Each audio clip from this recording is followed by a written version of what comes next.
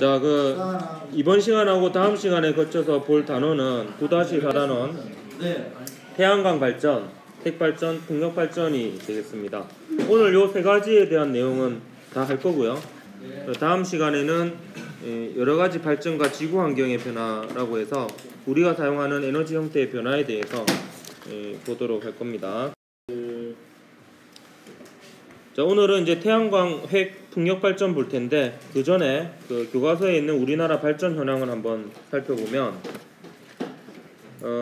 화력 발전이 가장 많은 비중을 차지하고 있다는 거 다시 한번 확인해 볼 수가 있죠. 60% 이상을 차지하고 있습니다. 아직까지는 화석 연료에 의한 의존도가 매우 높다 이렇게 볼 수가 있겠고요. 그 다음으로 비중이 높은 게 핵발전. 우리가 일상 용어로는 원자력 발전이라고 많이 얘기를 하죠. 그것도 역시 30%가 좀 넘는 비중을 차지하고 있습니다. 그래서 이 두 개가 90% 이상을 차지하고요. 수력 발전은 그냥 뭐 1.5% 내외의 수준을 유지하고 있고요. 근데 기타가 좀 특징적인 게 좀 증가세가 두드러진다 이렇게 볼 수가 있습니다. 요 기타 안에 이제 태양광 발전, 풍력 발전과 같은 신재생 에너지들이 주로 차지를 합니다. 그래서 이번 단원에서 주로 살펴볼 것은 화력은 저번에 지난 단원에서 살펴봤으니까 그 핵 발전에 대해서 조금 더 자세하게 다루고, 그 다음에 요 증가세에 있는 이 태양광 발전과 풍력 발전에 대해서 알아보도록 하겠습니다. 증가하고 있는 추세가 이제 증가세가 되는 거죠. 우선 태양광 교과서에 있는 순서대로 하도록 하겠습니다. 태양광 발전은 요 광이라는 게 빛광자죠. 그래서 태양의 빛을 이용하는 거고요. 태양전지를 이용한 발전 방식입니다. 그래서 여러분이 배우는 전기에너지를 생산하는 방식 중에서 그 전자기 유도를 이용하지 않는 방식이 두 가지 정도 있는데 그 중에 하나가 태양광 발전이고요. 나머지 하나는 맞아요. 나중에 5단원에서 배워야 될 연료전지가 있습니다. 그래서 태양광 발전은 태양의 빛 에너지를 바로 전기 에너지로 바꿔서 사용하는 방식이고요. 그 원리를 굳이 얘기하자면 그 광전 효과가 원리가 됩니다. 물론 이제 아니에요. 그냥 여러분은 그 태양광 발전 같은 경우에 태양의 빛 에너지를 전기 에너지로 바로 바꾸는 방식이다 정도 기억을 하면 되겠고요. 그다음에 특징을 보면 장점은 뭐 장단점도 여러분이 조금만 생각해 보면 아마 옳다 틀리다 정도는 판단이 될 겁니다. 발전 과정에서 추가 비용이 들어가지 않습니다. 추가로 비용이 들어가지 않습니다. 왜냐하면 연료가 따로 필요 없죠. 태양으로부터 빛은 계속 오기 때문에 연료를 사야 될 필요가 없는 거죠. 그렇기 때문에 환경오염. 맞아요. 추가로 비용이 들어가지 않고 환경오염 물질 배출이 없다 이렇게 볼 수 있습니다. 발전 과정에서.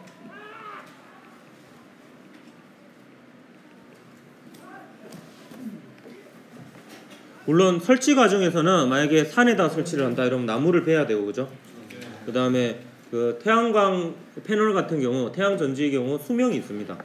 수명이 다 하고 나면 또 폐기 처분을 해야 되는 부분에 있어서 환경오염의 여지가 있긴 하지만 발전 과정에서만큼은 뭐 얘가 그 태양광을 받아서 전기에너지를 생산한다고 해서 이산화탄소가 배출되거나 환경오염 물질이 배출되는 것은 전혀 없습니다. 수명이 있잖아요. 수명이 됐잖아요.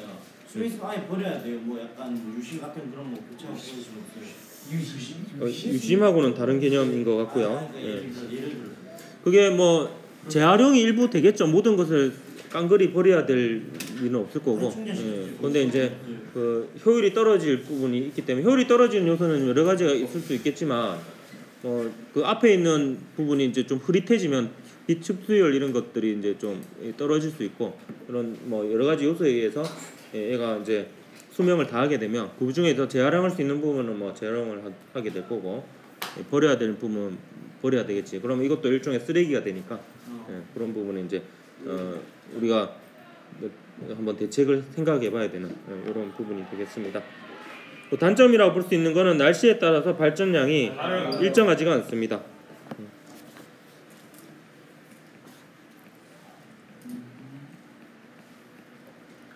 오늘같이 구름이 많이 꼈거나 혹은 비가 오는 날에는 이제 거의 발전량이 없겠죠. 그리고 계절에 따라도 발전량이 좀 차이가 있고요. 네. 근데 제가 저번에 봤을 때는 얼핏 봤을 때는 여름보다는 봄 가을이 더 발전량이 많은 것 같더라고요. 네, 그게 이게 고정을 해서 설치를 해야 되다 보니까 뭐 장마도 좀 영향이 있을 것 같고요. 고정을 해서 설치를 해야 되다 보니까 암만 해도 봄 가을에 초점을 맞추는 게 1년 전체로 보면 발전량이 더 많지 않을까 이런 생각이 듭니다. 물론 이제 계절에 따라서 각도를 조절할 수 있으면 뭐 또 다른 뭐 근데 그게 이제 그런 장치를 다는 게 또 추가로 비용이 드니까 보통은 이제 고정식으로 많이 설치를 하는 것 같아요. 그리고 전력 생산량이 면적 대비 그리 크지는 않습니다. 좀 작은 편이죠. 그러니까 태양광 발전을 하는 지역에 화력이나 원자력을 지으면 더 많은 발전량으로 이제 전기 에너지를 생산할 수 있겠죠. 그런 거에 비교하면 이제 면적 대비 생산량은 좀 작은 편이다 이렇게 볼 수가 있습니다. 이게 이제 뭐 태양광 발전의 특징들이 되겠고요. 그다음 핵발전에 대해서 살펴볼 텐데 영상을 하나 보고 얘기할까요? 원자력 발전에 대한 영상을 하나 보도록 하겠습니다. 역시 제가 가져오는 영상은 거의 대부분 EBS 교수학습 지원센터에서 가져오는 겁니다. 원자력 발전에 주로 사용되는 방사성 원소는 우라늄입니다.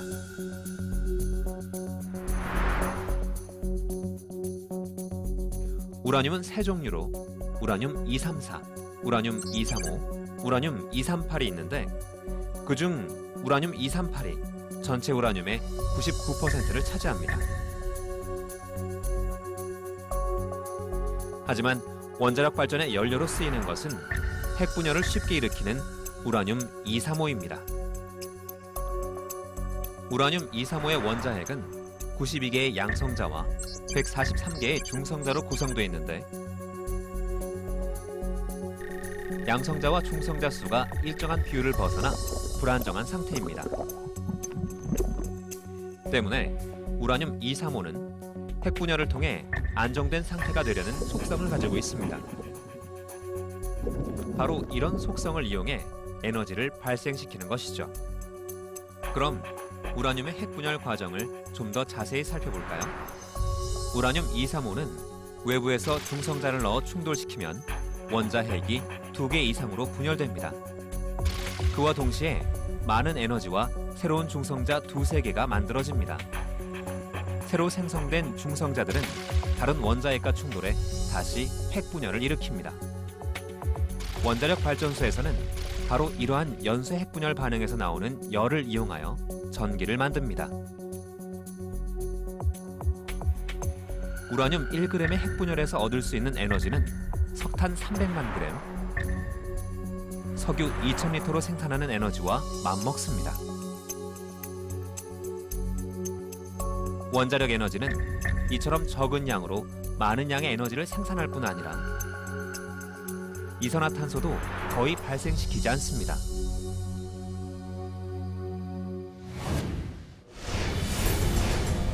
그러나 이로운 점만 있는 것은 아닙니다.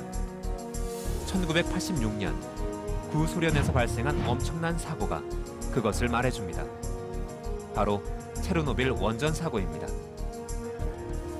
당시 발전소 반경 30km 이내는 사람이 거주하거나 사용할 수 없는 지역으로 선포됐고 현재까지 특별 관리를 받고 있습니다. 또한 당시 사고로 많은 발전소 노동자와 주민들이 사망했으며 지금도 암, 기형아 출산 등 각종 후유증에 시달리고 있습니다.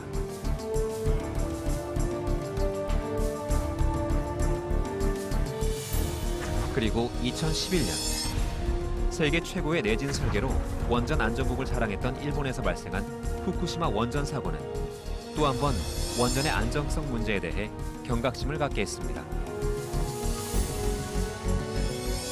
인류에게 유용한 에너지원인 동시에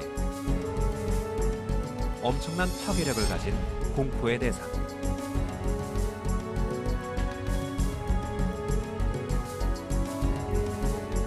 방사능은 고효율과 고위험이라는 두 얼굴을 가지고 있습니다.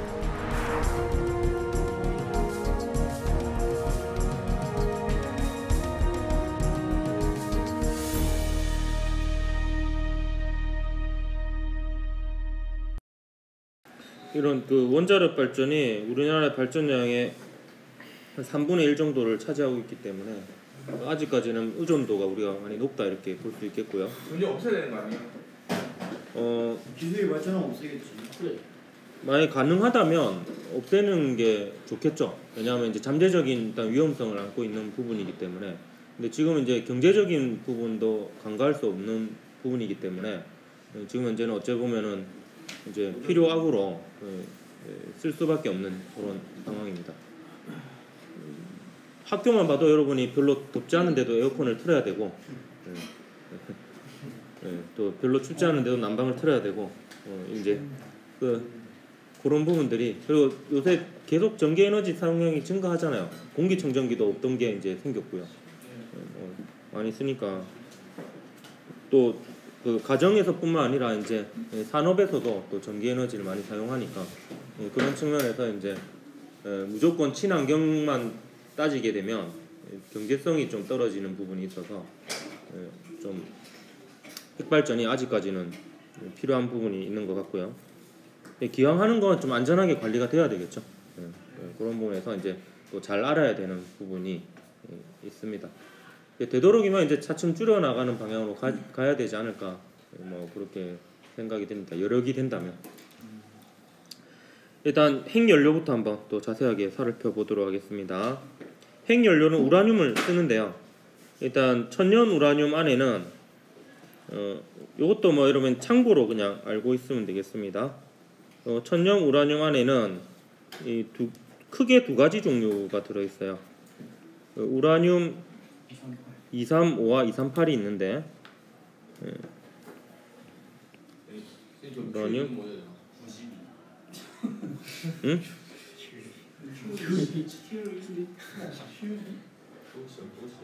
그게 뭐야? U라고 적은 거고요. 우라늄의 원소 기호고, 그리고 92는 원자 번호. 234는요? 예, 234도 있는데요. 그 234보다는 이제 요 두 개가 거의 대부분 차지하고 있어서. 얘는 원자 번호가 92, 즉 양성자 수가 92개고요. 질량 수가 235. 그러니까 양성자 수하고 중성자 수를 합친 게 235라는 뜻입니다. 그래서 읽을 때는 우라늄 235라 읽어요. 그냥 우라늄이라고 얘기하는 것 자체가 원자 번호가 92번인 원소라는 뜻이거든요. 반면에 얘는 이제 중성자가 3개 더 있는 거예요. 그래서 우라늄 238. 중성자가 하나에 1이에요. 하나에 1이에요. 예, 중성자 수하고 양성자 수를 합친 게 질량 수입니다. 예, 그래서 양성자 수는 똑같이 92개인데 중성자가 더 많아서 질량 수가 238인 우라늄인데요. 보통 자연 상태 천연 우라늄은 얘가 한 0.7% 정도 들어있고요. 네, 얘가 한 99.3%. 우라늄 234는 매우 뭐 작게 들어있을 거예요. 대부분 요 두 개로 이루어져 있다 이렇게 볼 수 있는데, 이 중에서 핵 분열이 잘 일어나는 것은 우라늄 235가 되겠습니다. 그래서 얘를 실제로 씁니다. 얘는 안 쓰인다라고 보면 되겠습니다. 그러니까 물을 끓일 정도의 열 에너지가 나오지는 않습니다. 방사선은 나오는데 인체에 유해한 방사선은 많이 방출하는데 물을 끓일 정도의 핵 분열을 전세적으로 일으킬 수는 없는 거고요. 실제로 쓰이는 거는 우라늄 235인데 0.7%밖에 안 들어있어요. 10%밖에. 근데 이 상태를 그대로 쓰기도 해요. 핵연료로 0.7%밖에 없는 이 상태를 그대로 쓰는 게 경주에 있는 월성 원자력 발전소가 되겠습니다. 그게 이제 중수로 방식이라고 하는데요. 우리나라에는 월성밖에 없어요. 캐나다에서 이제 어떻게 보면은 시작이 되었다라고 볼 수 있는 방식이고요.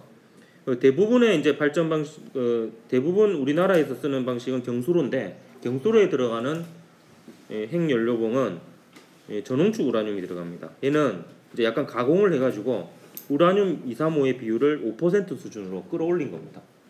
그래서 좀 농축을 좀 시킨 이런 우라늄이 되고요. 이걸 전홍축 우라늄이라고 합니다.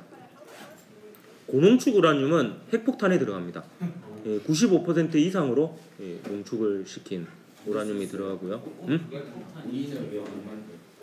우리는 못 만드는 이유가 기술적인 부분이라기보다는 이제 약간 그렇죠. 어쨌든 우리가 약소국이기 때문에 군사적으로는 못 만든다 이렇게 볼 수가 있는 거고요. 자, 이 전원축 우라늄하고 고농축 우라늄은 차이가 많이 나죠. 그래서 여러분이 원자력 발전소가 핵폭탄이 터지듯이 터질 일은 없다라고 이렇게 안심을 해도 되겠습니다. 농축 비율이 차이가 많이 납니다. 핵폭탄이 되려면 95% 이상이 돼요. 우리는 일단 이 두 개를 사용하는 방식이 다 있다라는 거고요. 그다음 핵분열 반응을 한번 살펴볼 텐데, 그리고 왜 하필 우라늄이냐라는 것은 우라늄이 지구상에서 존재하는 비교적 안정된 상태, 수명이 긴 상태로 존재하는 원소 중에서 가장 무거운 원소입니다. 그래서 가장 무거워야지 쪼개기가 쉬워요. 왜냐하면 질량이 커질수록 불안정해지거든요. 그러면 쪼개지기가 쉬워집니다. 쪼개면 두 개가 나눠지잖아요. 네. 그럼 나머지 그 두 개는 어떻게 돼요? 그걸 또 분열을 시킬 수 있겠지만 그거에 의한 효율은 적다라고 봐야 될 것 같아요. 그것도 분열시켜요? 그 부분은 저도 잘 모르겠습니다. 그건 아마 찾아도 잘 안 나올 거라고 예상이 되어지는데요. 근데 우라늄 있잖아요. 계속 0.10% 유지될 거 아니에요. 쪼개지면요, 그게 다시 재활용돼 어떻게? 재활용되지는 않고요. 그거는 그대로. 수가 점점 줄어드는 거 아니에요? 그렇죠. 그러니까 우라늄도 한정된 자원입니다. 물론 이제 우라늄 같은 경우 매장량이 꽤 많아서 이렇게 고갈을 걱정을 잘 하진 않아요. 고갈보다는 이제 안정성 문제를 걱정을 하지 우라늄이 고갈될 거는 그렇게 걱정을 하는 부분은 아닙니다. 근데 양산 중원에서 분리되면요, 다시 안 붙어요. 다시 붙일 수도 있겠지만 굳이 비용을 들여면서까지 그렇게 할 필요는 없고, 예를 들면 사실 요즘은 연금 수리됩니다. 수은을 금으로 바꿀 수 있어요. 입자 가속기에서 쏴가지고 만들 수 있는데 금을 사는 것보다 훨씬 많은 비용이 들어갑니다. 그러니까 굳이 실험적으로는 할 수 있는 부분이겠지만 우리가 말하고 있는 이 원자로에 관한 얘기도 결국에 경제성이 큰 이제 문제가 되는 부분이거든요. 그렇기 때문에 그냥 우라늄을 다시 붙여가지고 쓸 일은 굳이 그럴 필요까지는 없는 거죠. 싼데요, 우라늄 사는 게. 분리하다가 헬륨이 나오고 그럴 수도 있어요. 다른 원소가 나올 수도 그거는 얼마든지 가능하겠지만 이제 그것도 만약에 굳이 그렇게 힘들어서 그거를 쪼갤 필요는 없는 거죠. 자, 그럼 핵 분열 반응의 이제 연쇄 반응에 대해서 얘기를 해볼 텐데요. 우라늄도 그냥 가만히 놔두면 지가 자연적으로 분열을 합니다. 그냥 분열하게 돼요, 지가 스스로. 근데 그거는 이제 그렇게 잘 일어나지는 않고 이제 자연스럽게 분열이 되는 과정에서 중성자가 튀어나오거든요. 근데 그 중성자가 또 옆에 있는 우라늄을 분열을 도와주는 약간 이런 구조가 됩니다, 전체적으로. 일단 이 우라늄이 중성자하고 만나게 되면 중성자랑 이제 충돌을 한다라고 보면 됩니다. 이 중성자를 흡수를 하게 됩니다. 근데 우라늄 자체가 조금은 불안정한 상태예요. 덩치가 커서 뭔가 이제 쪼개지려고 하는 상태인데, 우라늄이 하나 더 들어오면 덩치가 더 커지잖아. 그러면 이제 불안정한 상태가 증폭이 되면서 확 쪼개져 버리게 됩니다. 그래서 중성자의 속도가 너무 빠르면 흡수가 안 되고 그냥 튕겨나가 버립니다. 그래서 이때 우라늄이 중성자를 흡수하려면 중성자의 속도가 조금 느려야 됩니다. 그래서 저속 중성자가 우라늄을 분열시킵니다. 순간적으로 흡수되었다가 곧바로 쪼개지는 거예요. 그래서 우라늄 235가 순간적으로 우라늄 236이 되었다가 우라늄 236은 굉장히 불안정해서 그냥 바로 쪼개집니다. 그래서 보통 우라늄 236이 되는 과정은 별로 따로 표시는 잘 안 합니다. 바로 이제 크리톤 바륨으로 쪼개지기도 하고 다른 원소로 쪼개지기도 합니다. 쪼개지는 방법은 몇 가지가 있습니다. 일단 크리톤하고 바륨으로 쪼개질 때는 중성자가 3개가 튀어나옵니다. 그러면서 이제 에너지가 방출이 되는데, 근데 이때 여러분 한번 생각해 보십시오. 핵이요 단단하게 결합이 되어 있거든요. 근데 얘가 쪼개지는 과정이에요. 그럼 이게 살포시 일어나진 않겠죠. 네. 그 중성자가 뭐 슬그머니 이렇게 도망 나오듯이 슬그머니 이렇게 나오진 않겠지. 네. 그 격렬하게 반응이 될 거 아니에요. 그럼 이때 나오는 중성자는 속도가 빠르겠어요, 느리겠어요? 빨라요. 예, 속도가 빠릅니다. 예, 얘는 고속이에요. 그렇기 때문에 얘가 옆에 있는 우라늄에 잘 흡수가 되진 않아요. 그냥 얘대로 놔두면은. 예. 얘가 이제 시간이 지나서 막 여기저기 충돌하다가 속도가 느려져야지 그제서야 뭐 우라늄 옆에 있는 우라늄을 다시 흡수가 돼서 다시 핵분열 반응을 일으키겠죠. 그래서 이 과정에서 일단 우라늄하고 중성자의 질량의 합보다 크립톤, 바륨 그리고 중성자 3개 요 전체 질량의 합이 더 작아집니다. 줄어든 질량이 E는 mc 제곱이라는 식에 의해서 열 에너지로 나오게 되는 과정인데요. 근데 이때 연쇄 반응을 일으키려면 어떻게 하면 되느냐? 요 고속으로 나온 중성자 있죠. 또 중성자의 속도를 떨어뜨립니다. 무엇으로? 감속제라는 물질로 이 감속제가 고속 중성자를 속력이 느린 중성자로 만들게 됩니다.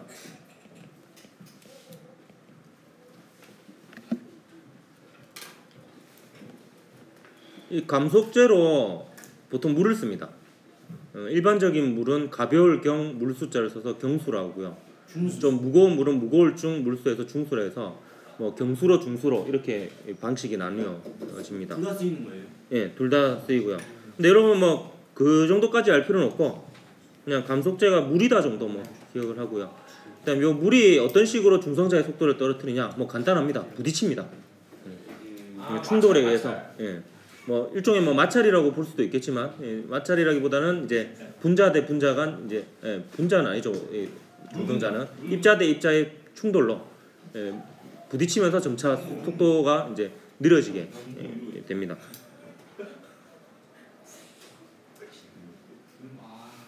그러면 이게 속도가 떨어진 중성자 있죠? 속도가 떨어진 중성자 이 녀석이 또 다른 우라늄에 흡수돼서 또 다른 우라늄을 분열시킵니다.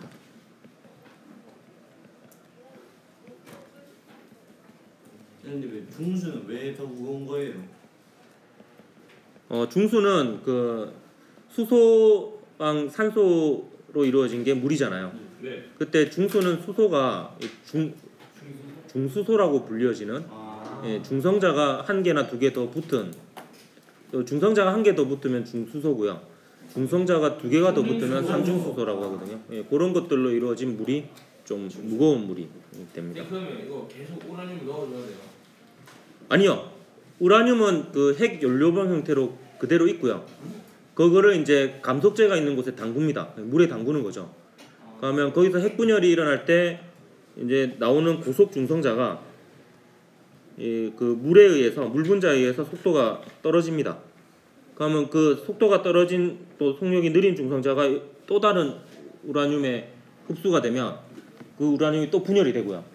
거기서 나온 또 고속 중성자가 물에 의해서 감속이 되어서 또 다른 우라늄을 분열시키고요. 우라늄이 다 분열돼요? 우라늄이 다 분열되면 이제 핵 연료봉의 수명이 다 된 거죠. 그러면 교체를 해줘야 됩니다. 교체하는 거예요? 그게 보통 한 6개월 정도 걸린대요. 한 번 이제 핵 연료봉을 세팅해가지고 핵 발전을 시킨 다음에 우라늄 부어줄 수는 없어요? 우라늄을 이제 교체를 해야죠. 이게 고체 덩어리 형태거든요. 봉의 핵 연료 봉이라고 합니다. 그러니까 그 봉을 다시 드러내고 또 다른 이제 우라늄의 비율이 다시 높은 핵 연료봉을 다시 이제 집어 넣어줘야 되는 거죠. 그래서 이 과정이 계속 반복이 되기 때문에 연쇄 반응이라고 얘기를 합니다. 전원축 우라늄이 경수로 그것까지는 여러분이 사실 몰라도 되는데 질문을 해서 얘기를 해주는데 그 전원축 우라늄은 이제 연료가 좀 좋잖아요. 그러면 이제 감속제로 좀 경수 정도로 써도 돼요. 근데 이제 천연 우라늄은 연료가 성능이 안 좋거든요. 우라늄 이상의 비율이 낮잖아요. 그럼 감속제가 좀 성능이 좋아서 연쇄 반응을 도와줘야 돼요. 그렇기 때문에 이제 무거운 물이 좀 더 중성자의 속도를 잘 떨어뜨리거든요. 무거우니까 충돌을 통해서 속도를 떨어뜨리니까 그렇습니다. 그거까지는 통합과학에서는 몰라도 될 것 같아요. 근데 만약에 그 감속제만 있으면 반응 속도가 계속 빨라지겠죠. 점점 연쇄 반응이 계속 잘 일어날 거 아니야. 그러면 이걸 또 속도를 떨어뜨리는 역할을 하는 녀석이 필요합니다. 그 역할을 하는 게 제어봉입니다.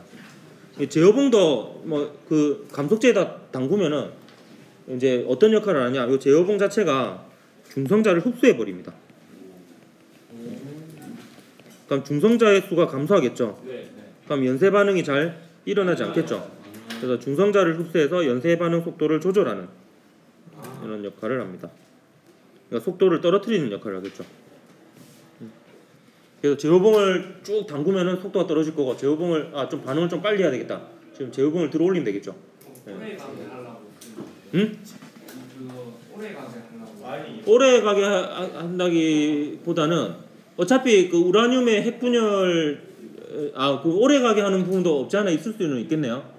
연쇄 반응을 속도를 떨어뜨린다는 것은 그만큼 우라늄 235가 분열되는 속도를 떨어뜨리는 거니까. 그래서 뭐 필요에 따라서 또 방관화재 그 사용량이 다르니까요. 핵분열을 완전히 멈출 수는 없고, 핵분열을 이제 좀 많이 일으켰다가 적게 일으켰다가 이렇게 해서 이제 좀 발전량을 조금은 조절을 할 수가 있을 거고요. 그다음에 또 문제가 생겼을 때 이제 핵 반응의 속도를 확 떨어뜨리기 위해서 또 제어봉을 활용할 수도 있을 거고. 그래서 이제 그런 이제 속도를 조절할 수 있는 장치다. 이렇게 보면 되겠습니다. 필요할 때마다 하는 거죠. 그렇죠. 예. 저 사실 구체적인 운영 과정은 잘 모르겠어요. 근데 제가 이제 들은 바로는 이제 연료봉을 한번 교체하면 그 한 6개월 정도 계속 멈추지 않고 운행이 된다 하더라고요.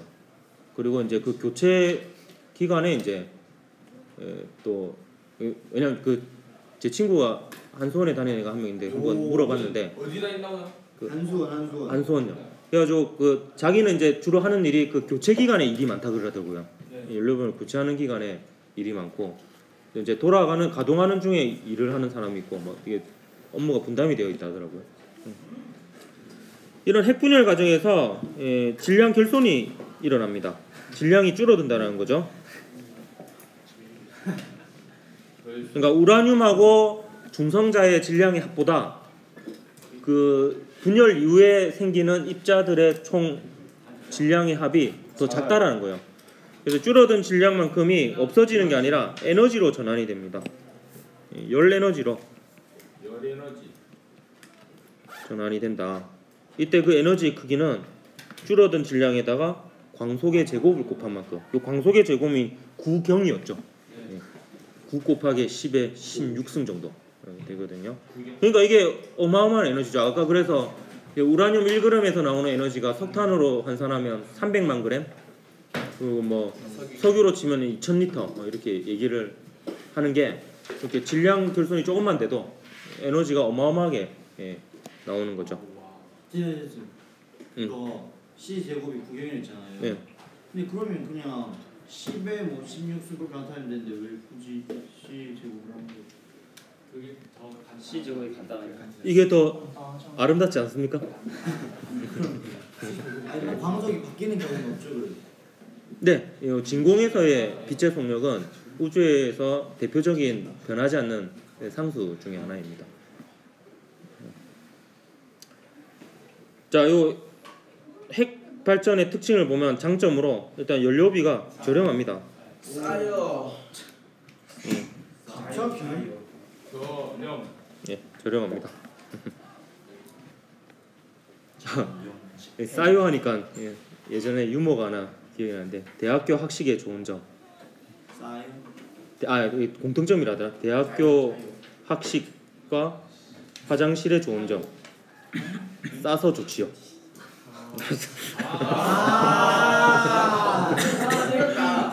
대학교 학식이랑 화장실의 공통점이 싸서 좋대. 화장실이랑 싸라. 이 우라늄도 쌉니다. 싸서 좋지요. 우라늄 싸요?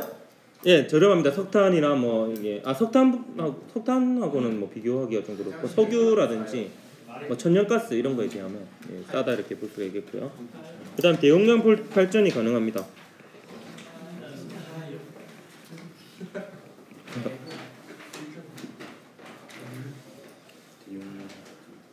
MC 제곱이잖아요. 네. 그러니까 많은 에너지를 얻어낼 수가 있고요. 그다음에 발전 과정에서 이산화탄소 발생이 뭐 없다라고 보면 됩니다. 이걸 태우는 과정이 없거든요. 그냥 핵연료봉을 그냥 가만히 놔두면 그냥 얘가 쪼개지는 과정이에요. 그 분자들이 그 원자들이 쪼개지는 과정이니까 막 타고 이런 게 아니거든요. 그렇기 때문에 이산화탄소 발생이 없다. 뭐 이렇게 보면 되겠고요. 그러니까 뭐 특별히 문제만 안 생긴다면 오히려 환경오염의 여지가 없다 이렇게 볼 수 있어요. 문제만 안 생긴다면. 네. 그게 단점이죠. 단점 중에 하나가 가장 큰 문제점 중에 하나가 폐기물 처리가 어렵습니다. 그럼 우리나라는 어디다 보냐? 바다에다 펴요. 그걸 설명해 줄게요. 우리나라는 지금 어떻게 하고 있냐면 일단 그 중저준위 폐기물이라고 분류되는 게 있어요. 작업 과정에서 썼던 장갑, 옷 이거는 경주에 있는 방패장에다가 보관을 합니다. 예, 방사성 폐기물 처리장. 예. 거기에 이제 보관하는 장소예요. 거기에 이제 드럼 있죠, 드럼에다가 밀봉해가지고 이렇게 보관을 합니다. 근데 이제 가장 큰 문제가 되는 게 사용 후 핵연료입니다. 그러니까 핵연료봉 다 쓰고 나면 우라늄 238이 많은 비율로 남아 있잖아요. 근데 우라늄 238이 방사성 물질이에요. 얘가 계속 분열하면서 알파선, 베타선, 감마선을 막 방출합니다. 그러니까 얘네들이 이제 그리고 굉장히 오랜 시간 동안 계속 지속적으로 방사선을 방출하는데 그럼 얘를 어떻게 보관하고 있느냐? 지금 현재 각 원자력 발전소에 임시 보관소가 있습니다. 거기에 임시 보관하고 있습니다. 근데 그 임시 보관하고 있는데 그 지금 80-90% 수준으로 차 있어요. 그래서 2019년, 2020년이 되면 일부 이제 원자력 발전소의 핵 연료봉 임시 보관소가 포화 상태에 이르게 됩니다. 그럼 지금 현재 그거에 대한 대책은 무엇이냐? 새롭게 만드는 원자력 발전소가 있겠죠. 거기에 임시 보관소가 비어 있잖아요. 거기다가 옮깁니다. 그게 지금 현재 대책입니다. 또 몇 년 뒤에 또 찾아요. 네, 그러니까 지금 이제 근원적인 대책이 마련되어 있지 않고요. 그에 대한 논의조차 시작이 되지 못하고 있습니다. 몇 년 전에 논의를 시도했었습니다. 근데 싸우다가 끝났어요. 쌤이 좀 말 좀 해주세요. 이게 사실 근데 쉽지 않은 부분이에요. 왜냐하면 누가 우리 집 옆에 지으려고 하겠어요. 아니 님비였나? 예, 우리나라 같은 경우는 더더군다나 인구 밀도가 높고 사람이 인적이 드문 곳이 잘 없죠. 그렇기 때문에 굉장히 어렵고요. 전 세계적으로 봐도 지금 딱 한 군데 이제 만들기 시작한 걸로 알고 있어요. 만들고 있는 중으로. 근데 그게 만들기 시작하기까지가 몇십 년이 걸렸다 하더라고요. 왜냐하면 일단 그 적정 지역을 찾는 게 이제 지진으로부터 안전해야 되고 지각의 변동이 최대한 없을 걸로 예상이 되는 안전한 지대를 찾고 그곳에 사람이 많이 거주하지 않아야 되고 그리고 그 주민들이 동의를 해야 되고 이제 요 과정을 다 거쳐서 이제 그 부지를 선정을 했는데 여기 이제 여러분 앞으로 뉴스에 종종 보게 될 겁니다. 사용 후 핵연료 문제. 이게 이제 앞으로 문제가 되고요. 결국에는 그런 지역을 찾아서 땅을 최대한 깊게 파서 땅 밑에다가 보관하는 게 이제 궁극적인 방법이. 그 땅은 그 오염되지 않을까? 그러니까 이제 일단 보관하는 것 자체가 밀봉 상태로 보관을 하고요. 그리고 이제 그게 튼튼하게 일단 만들어야 되겠죠. 다시 꺼낼 필요는 없죠. 그리고 또 요 발전 과정에서 항상 안정성에 주의를 기울여야 되죠. 왜냐하면 방사능 물질들을 계속 다루니까 그게 유출되지 않도록 계속적인 주의가 필요하다. 이런 부분이 좀 단점으로 작용합니다. 그래서 연료 자체는 싸지만 이런 부수적인 비용들이 결코 싸지 않다. 이렇게 볼 수가 있는 부분입니다. 그래서 이게 우리의 후세대에 좀 부담을 남겨두는 어찌 보면 이제 원전을 해서 핵 폐기물을 남겨둔다는 것은 빚을 물려주는 것과 같다 이렇게 볼 수 있습니다. 그렇기 때문에 이제 우리가 좀 여력이 된다면 차츰 이게 줄여 나가야 되지 않을까. 이게 갑자기 없앨 수는 없는 부분입니다. 그렇기 때문에 가능하다면 줄여 나가는 쪽이 바람직한 방향이 아닐까 생각이 들고요. 마지막으로 풍력 발전 간단하게 보면 풍력 발전은 여러분이 이제 영덕에 가면 영덕 되게 맛있죠. 되게 맛있다. 되게 맛있죠. 그거 오늘 내가 즐겨 하다가 잘 안 하는 건데. 그 영덕에 가면 그 풍력 발전 단지가 있어요. 꽤 큽니다. 그 풍력 발전소 그 발전기가 여러 개 이제 설치되어 있는데 산에다 있죠. 산에다 있고요. 근데 거기 좀 괜찮은 게 그 풍력 발전 단지 앞에 또 그 해안 산책로가 굉장히 예쁘게 잘 조성이 되어 있어요. 그래서 그 연인과 같이 가기 딱 좋은 데이트 코스가 됩니다. 영덕 되게 딱 먹고 풍력 발전 단지 잠깐 보고 그 앞에 이제 산책하면 괜찮아요. 일단 풍력 발전은 바람의 운동 에너지를 이용하는 거죠. 네. 바람의 운동 에너지로 그 프로펠러 같은 거 있죠, 날개. 그걸 돌립니다. 돌리면 발전기에 연결되어 있어서 바로 전자기 유도에 의해서 전기 에너지가 생산이 되는 이런 방식이 되겠습니다. 그 풍력 발전소에 있는 그 날개 프로펠러를 블레이드라 하더라고요. 특징, 장단점을 보면 발전 과정에서 추가로 비용이 들어가지 않죠. 바람을 이용하는 거니까. 바람을 돈을 주고 사는 건 아니잖아요. 그리고 환경오염 물질의 배출이 없습니다. 발전 과정에서. 얘가 돌아간다고 막 이산화탄소 내뿜고 이러지 않잖아요. 그래서 뭐 이런 장점이 있고요. 단점으로는 발전량이 일정하지 않습니다. 바람이 불었다 안 불었다 하죠. 물론 이제 설치 과정에서 최대한 바람이 많이 부는 곳에 설치를 하지만, 근데 막 태풍 불면 막 돌아와요. 그렇죠. 태풍 불면은 이제 좀 순간적으로 문제가 있을 수 있죠. 근데 이득이라고 볼 수 있는 게 태풍의 바람이 일정하게 뭐 한 방향으로 흐르고 이런 게 아니고 막 불규칙하게 흐르니까 오히려 잘 안 돌아갈 수도 있습니다. 예. 발전량이 일정하지 않고요. 근데 발전량 자체가 작아요. 그래서 예전에 한번 제가 신문 기사로 본 적이 있는데 여기 풍력 발전기를 짓는데 또 너무 급하게 짓다 보니까 생기는 문제가 있었는데, 이게 원래는 그 풍량을 먼저 조사하고 설치를 해야 되거든요. 근데 풍량을 조사할 때 최소 1년은 봐야 됩니다. 그렇잖아요. 그 1년이 계속 반복이 되잖아요. 예. 근데 6개월 정도만 조사하고 설치를 했다가 예상치보다는 바람이 많이 안 불어가지고 발전량이 적어서 좀 이제 세금을 조금 낭비를 했던 뭐 이런 사례들이 있더라고요. 그래서 이제 급하더라도 절차를 그렇게 무시해서는 안 되고 정확하게 조사를 하고 경제성이 있을 때 설치를 해야 되는 부분인 것 같습니다. 또 발전기의 건설에 따른 환경 훼손의 우려가 좀 있습니다. 왜냐하면 이제 산에 지으려면 산을 깎아야 되잖아요. 그런 부분이 없지 않아 있을 수 있고요. 그 다음에 그 풍력 발전 단지 가면 바로 느껴질 겁니다. 소음이 꽤 큽니다. 이 소음이 커요. 그 연인이랑 뭐가 소음이 꽤 커요.